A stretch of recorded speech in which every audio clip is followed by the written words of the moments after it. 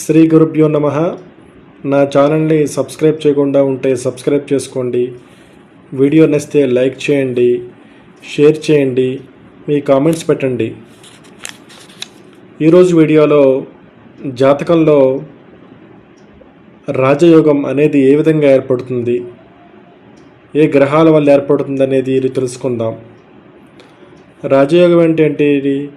మనం ఏ పని చేసినా సక్సెస్ఫుల్గా రన్ అవ్వడం, మనం ఏదనుకుంటా జరగడం, అన్నీ మనం కొద్దిపాటి స్వల్ప ప్రయత్నంతోనే మనం సక్సెస్ అవ్వడం అనేది జరుగుతుందన్నమాట. అది ఏ విధంగా ఏర్పడుతుందంటే ఈరోజు సూత్రాన్ని చెప్తాను. లగ్నాధిపతి సూత్రం ఏంటంటే లగ్నాధిపతి, చంద్ర రాశ్యాధిపతి పరివర్తన కలగాలన్నమాట. కలిగితే అది అద్భుతమైన రాజయోగం అన్నమాట. ఇప్పుడు మీకు ఉదాహరణతో ఎగ్జాంపుల్ చెప్తాను. ఇప్పుడు మేష లగ్నం తీసుకుందాం. మేష లగ్నం తీసుకున్నాం. మీరు రాశి ఏదైనా తీసుకోండి. మీరు వృషభ రాశి తీసుకోవచ్చు, మిథున ఏ రాశి అని తీసుకోవచ్చు. నేను కన్యా రాశి తీసుకున్నాను.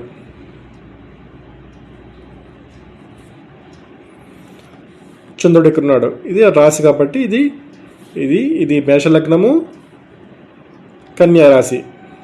అర్థమైందండి? ఇప్పుడు ఈ లగ్నాధిపతి చంద్ర రాశ్యాధిపతి పరివర్తన జరగాలన్నమాట. పరివర్తన మాత్రమే జరగాలి. పరివర్తన అంటే ఏంటి? ఒకరింట్లో ఒకరు ఉండవన్నమాట. ఇప్పుడు లగ్నాధిపతి కుజుడు, చంద్ర రాశ్యాధిపతి బుధుడు. ఇప్పుడు కుజుడు వచ్చి బుధుడింట్లో ఉండడం కానీ,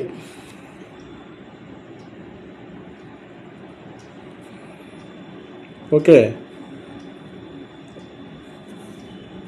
ఇప్పుడు బుధుడు వచ్చి కుజుడింట్లో ఉండడం కానీ, బుధుడు అన్నమాట. అంటే పరివర్తన జరగాలి. పరివర్తన ఏంటి? బుధుడింట్లో కుజుడు, కుజుడింట్లో బుధుడు అన్నమాట. ఇలా జరిగితే వాళ్ళకి అద్భుతమైన రాజయోగం పడుతుందండి. మీకు సూత్రం అర్థమైంది అనుకుంటాను.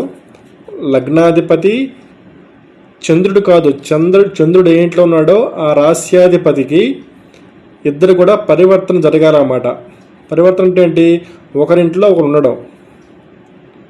ఇలా ఉంటే అద్భుతమైన రాజయోగం పడుతుంది.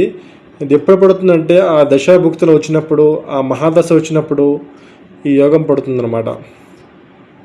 మీకు ఏమైనా డౌట్స్ ఉంటే నాకు కామెంట్స్ పెట్టండి, నేను రిప్లై ఇస్తాను. స్వస్తి.